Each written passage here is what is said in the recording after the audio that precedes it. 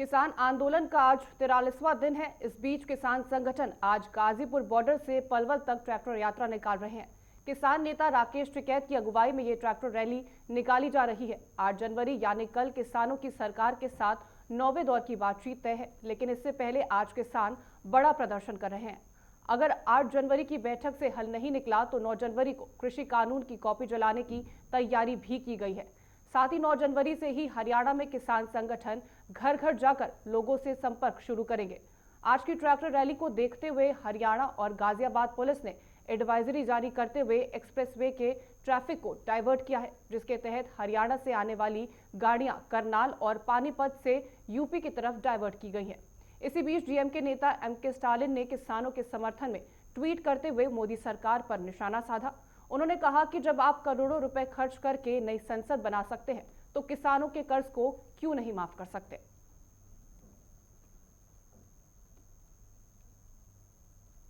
राष्ट्रपति Donald Trump के कार्यकाल के अंतिम दिनों में अमेरिका ने एक बार फिर हिंसा का रूप देखा है। इस बार वॉशिंगटन स्थित कैपिटल हिल में डोनाल्ड ट्रंप के समर्थकों ने जबरदस्त हंगामा किया। हजारों की संख्या में ट्रंप समर्थक हथियारों के साथ कैपिटल हिल में घुस गए और यहां तोड़फोड़ की, सीनेटरों को बाहर किया और कब्जा कर लिया। हालांकि लंबे संघर्ष के बाद सुरक्षा बलों ने इन्हें बाहर निकाला और कैपिटल हिल को सुरक्षित किया। दरअसल कैपिटल हिल में इलेक्टोरल कॉलेज की प्रक्रिया चल रही थी, जिसके तहत जो बाइडेन के राष्ट्रपति बनने पर मुहर की तैयारी थी। बता दें कि ट्रंप के समर्थकों ने पहली बार इस तरह का बवाल नहीं किया है। इससे पहले भी ऐसे कई नजारे देखे जा चुके हैं, लेकिन कैपिटल हिल में घुसकर इस बार हद को पार कर दिया गया। यही कारण रहा कि नवनिर्वाचित राष्ट्रपति जो बाइडेन, उपराष्ट्रपति कमला हैरिस और पूर्व राष्ट्रपति बराक ओबामा ने भी इस विवाद की निंदा की है। साथ ही इसके डोनाल्ड ट्रंप को जिम्मेदार भी ठहराया है। जो बाइडेन ने कहा कि ट्रंप को तुरंत देश से माफी मांगनी चाहिए और अपने समर्थकों को समझाना चाहिए। कोरोना वायरस के दैनिक मामलों में उतार चढ़ाव का सिलसिला जारी है। बुधवार के मुकाबले अब रिपोर्ट किए गए मरीजों की संख्या में बढ़ोतरी दर्ज की गई है।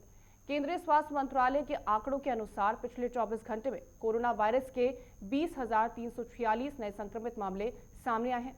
इस तरह देश में संक्रमितों की संख्या बढ़कर 1,16,859 हो गई है। वहीं इस दौरान 222 लोगों की जान चली गई। इसके बाद कोरोना मृतकों की संख्या बढ़कर 1,50,336 हो गई। मंत्रालय के आंकड़ों के अनुसार देश में संक्रमण मुक्त मरीजों की संख्या बढ़कर 1,16,859 हो गई है। पिछले 24 घंटे में 19,567 मरीजों ने वायरस को मात दिया है। वहीं दुनिया भर में 8.68 करोड़ से अधिक लोग वैश्विक महामारी कोरोना वायरस की चपेट में आ चुके हैं और 18.75 लाख से अधिक लोगों को जान गंवानी पड़ी। कोरोना से सर्वाधिक देशों में अमेरिका शीर्ष पर है। इसके बाद दूसरे नंबर पर भारत है। गणतंत्र दिवस की परेड में इस बार बाहरी राज्यों से आने वाले दर्शकों पर रोक लग सकती है। इसमें केवल दिल्ली वालों को ही शामिल होने की अनुमति देने का फैसला भी लिया जा सकता है।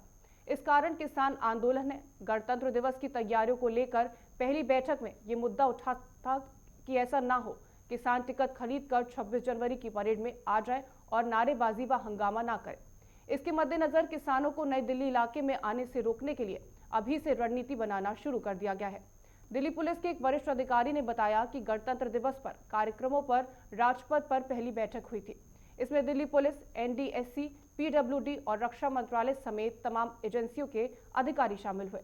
दिल्ली पुलिस के संयुक्त आयुक्त जसपाल सिंह ने सवाल उठाया था कि इस बार 26 जनवरी के पास कैसे बेचे जा रहे हैं। 6 महीने बाद राजस्थान में कांग्रेस की नई कार्यकारिणी की घोषणा हो गई है। राजस्थान कांग्रेस की नई टीम में मुख्यमंत्री अशोक गहलोत की ज्यादा नहीं चली है। माना जा रहा था कि ये टीम अशोक गहलोत के मन मुताबिक होगी, पर कांग्रेस आलाकमान ने सचिन पायलट के लोगों को भरपूर जगह देकर सबको चौंका दिया। कांग्रेस आलाकमान की मंजूरी के बाद घोषित राजस्थान में कांग्रेस के पदाधिकारियों की घोषणा की गई। सचिन पायलट के हटाए जाने के बाद से पूरे राजस्थान में कांग्रेस की कार्यकारिणी भंग थी। कार्यकारिणी में 39 पदाधिकारी शामिल किए गए। वरिष्ठ नेताओं को भी प्रदेश अध्यक्ष गोविंद सिंह डटोत्सरा की नई टीम में जगह दी गई।